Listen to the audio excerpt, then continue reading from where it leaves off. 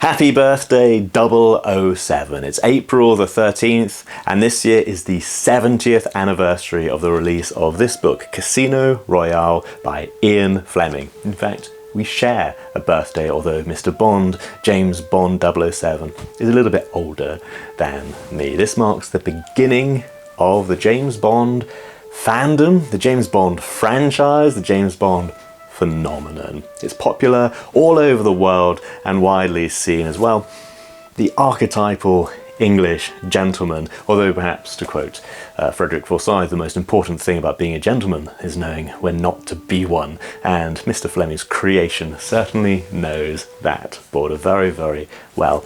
I came across them first when I was an undergraduate. The film Casino Royale had already come out. I was a mature student, and, well, I wanted something to read in my free time, and I came across this old copy of Casino Royale at a second-hand bookshop, and I thought, well, I'd seen the movie, and shockingly, it hadn't made the greatest impression on me, but I thought I'd read the book, and honestly, the first half of the book, it didn't grab me. I thought it was beautifully written, but I thought it was also very, very of its time. Quite a 50s thriller. Just another novel. But I got to about halfway through, and there's something that happens which I will not spoil, as I know many people watching might not have read it, and it grabbed me, and it really developed into a very different type of novel, and something that felt still fresh.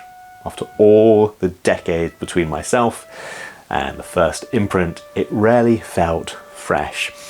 Whilst at the same time, it drew on what is a very, very traditional British archetype, which is the Royal Naval Officer, who's a ladies' man, quite dashing, who saves the day. And that's no spoiler. You've seen the movies, they came from them. They're different from the books. People sometimes ask me, which of the Bond actors do I see when I read this? And the answer is, quite honestly, none of them.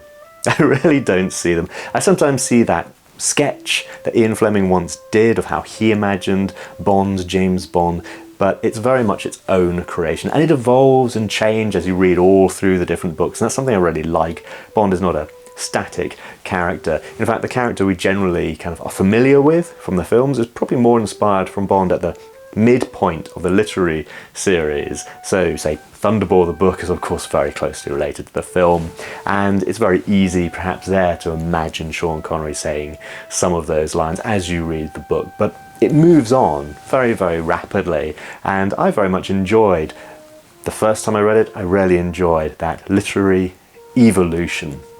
Of course, there are many controversies about Fleming's writing, and there were when he first released them. People objected to the language, some of the attitudes, the portrayals, for example, of foreign cultures. I should perhaps speak on what I know, because, of course, I lived in Turkish Cyprus for 7 years. I've now been studying the Turkish language for over 20 years, and he writes about that in From Russia with Love, my favourite of his books. And there are suggestions and there are portrayals there that might not meet modern standards, and didn't then. Fleming's wife, of course, socialised in a very, very literary set, and sometimes it felt that Fleming was deliberately poking and annoying all these poets and playwrights who he massively outsold with his sexism and sadism, as I believe he phrased it. But when he wrote about Turkey, it's actually surprisingly on point. I think it very much shows Turkey at a particular moment, and some of the more outrageous scenes and depictions are actually the kind of things that Turks might tell themselves as a story. He allegedly based Kerem Bey on his own tour guide in Istanbul, and I could hear many, many of these stories being told in Turkish. The stereotypes conform to Turkish stereotypes about certain subgroups within Turkey. So I don't find it too shocking. It's actually something outside of our own experience, but then that's the whole point of literature. He knew great horror in his lifetime, as well as great luxury. For example, at Eton, Fleming's father, of course, was killed on the Western Front in 1917, and that's a shocking moment that many of us would find desperately hard to relate to. Hopefully, it is very far outside our own lives. His younger brother, Michael, was killed in Normandy, and of course Fleming could not go to the front due to his work in naval intelligence. He knew too much to be captured, but he was an observer at the Dieppe raid, in which Of course, over 3,000 British and Canadian soldiers were killed or captured. His office work may have seemed mundane to him at the time, he may have decried it. There was the girl, the secretary at the office, who flirted with him and whom he was said to have poorly treated.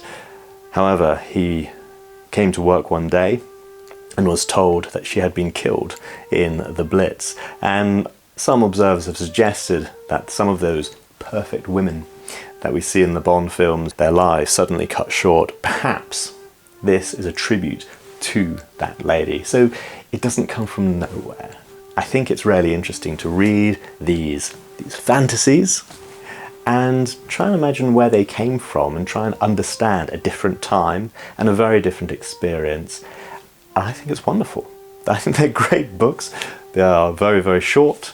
They're to the point. He may have called them his ugly opus, but they have survived. And it remains a part of British culture today when a new Bond is being cast.